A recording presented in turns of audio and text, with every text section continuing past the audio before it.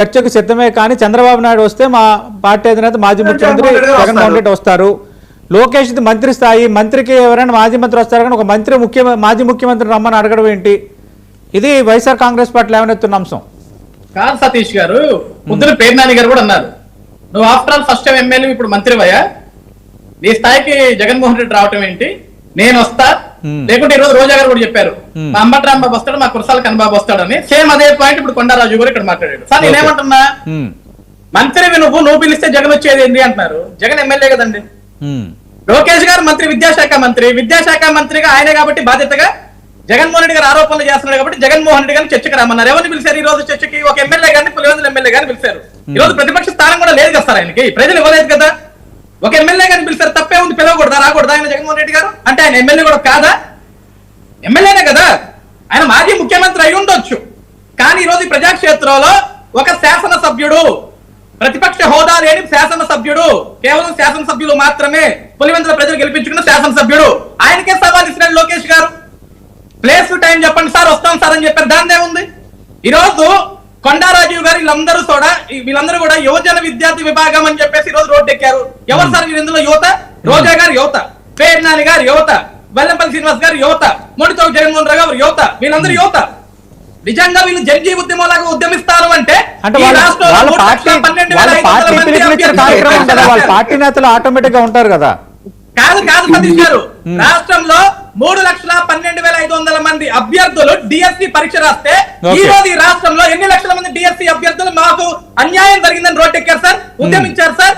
Okay, ఎక్కడ నిజంగా ఇప్పుడు జగన్మోహన్ రెడ్డి గారు ఒక 50 అజయ్ గారు అక్రమాలు అసలు ఒక్కటి కూడా జరగలేదంటారా సార్? నేనేమన్నా సతీష్ గారు, అదే పాయింట్ వస్తున్నా. జగన్మోహన్ రెడ్డి గారు ఒక 50 మంది 60 మంది జగన్మోహన్ రెడ్డి ఇంటికి వెళ్ళి కలిశారు.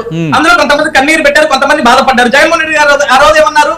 అమ్మా మీరు అధైర్యపడద్దు, 3 ఏళ్లు వెయిట్ చేయండి, నేను సీఎం అయిన తర్వాత మీ బాధలు నెరవేరుస్తా అన్నాడు. 3 ఏళ్లు వెయిట్ చేయడం ఎందుకు? అన్యాయం జరిగింది నీకు అక్కడే తెలుసు కదా. ఆ రోజు ఉద్యమం మొదలు పెట్టొచ్చు కదా, ఆ రోజు నువ్వు రోడ్డు ఎక్కొచ్చు కదా, టీఎస్సీ అభ్యర్థులందరినీ పోగేసి ప్రశ్నించొచ్చు కదా. అవకతవకలు జరిగితే, అన్యాయం జరిగితే ఈ రోజు సిబిఐ ఎంక్వైరీ వేయమంటున్నారు. వెళ్ళండి కోర్టుకు వెళ్ళి, అసలు టీఎస్సీ మొత్తం అవినీతి జరిగింది, అమ్ముకున్నారు, నాశనం చేశారని మీరు సిబిఐ ఎంక్వైరీ కోరండి. ఉన్నత న్యాయస్థానాలకు వెళ్ళి మీడియా ముందు వచ్చి మాట్లాడితే వస్తుంది సతీష్ గారు. అంటే ఇక్కడ ఒకటి, అంటే అజయ్ గారు ఒక్కదానికి వివరణ ఇవ్వాలి. జూడో అనేది ఒక ఆట. జూడో నకిలీ క్రీడా ధృవీకరణ పత్రాలపై వేసిన పిల్లిపై హైకోర్టు వ్యాఖ్యలు మీరు చూసే ఉంటారు. దీనిపైన 4 నెలల్లో తగిన నిర్ణయం తీసుకోవాలి, దీనిపై విచారణ చేయాలి అన్నది హైకోర్టు ఇచ్చిన డైరెక్షను. ఈ నకిలీ పత్రాలతోనే ప్రభుత్వ ఉద్యోగాలు, మెడికల్ సీట్లు, డిఎస్సీలో ఉద్యోగాలు వచ్చాయన్నది పిటిషన్ చేసిన వాదన. అంటే అసలు ఏమీ జరగలేదు అన్నది ఎంతవరకు కన్ఫైన్ అవ్వాలి? ఇప్పుడు అదే అన్న సతీష్ గారు, ఇప్పుడు వీళ్ళు ఒక పిటిషన్ వేశారు, ఆ పిటిషన్ లో పలానా నకిలీ సర్టిఫికేట్ సబ్మిట్ చేశారు, దాని వల్ల ఉద్యోగాలు సంపాదించారు అని మాట్లాడారు. దానికి మొత్తం న్యాయస్థానం ఇచ్చింది 4 నెలలు మీకు సమయం ఇస్తాను, ప్రభుత్వం దీని మీద వెంటనే యాక్షన్ తీసుకోవాలి, దాని గురించి మాకు వివరణ కోరారు. నిజంగా వివరణ బయటకు వచ్చి వాస్తవానికి నకిలీ సర్టిఫికేట్లతో వస్తే ప్రభుత్వం తరలించుకోవాలా, పరీక్షలు మొత్తం రద్దు చేయాలా?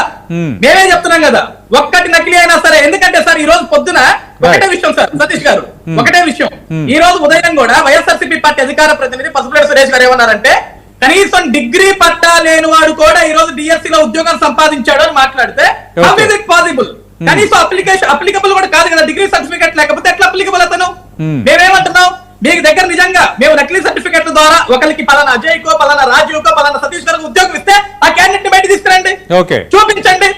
మా దగ్గర లిస్ట్ ఉంది, గవర్నర్ కి ఇస్తామన్నారు. గవర్నర్ కాదు, ప్రజాక్షేత్రంలో పబ్లిక్ ముందు పెట్టండి. ఓకే, పురుషోత్తం రెడ్డి గారు ఏం చెప్తారు సార్? మెగా డిఎస్సీ వ్యవహారం సంబంధించి వైఎస్ఆర్ కాంగ్రెస్ పార్టీ ముందు ఒక పెద్ద ఇష్యూగా తీసుకున్నమాట వాస్తవం. కొందరు బాధితులు మాజీ ముఖ్యమంత్రి వైఎస్ఆర్ కాంగ్రెస్ పార్టీ అధినేత వైఎస్ జగన్మోహన్ రెడ్డి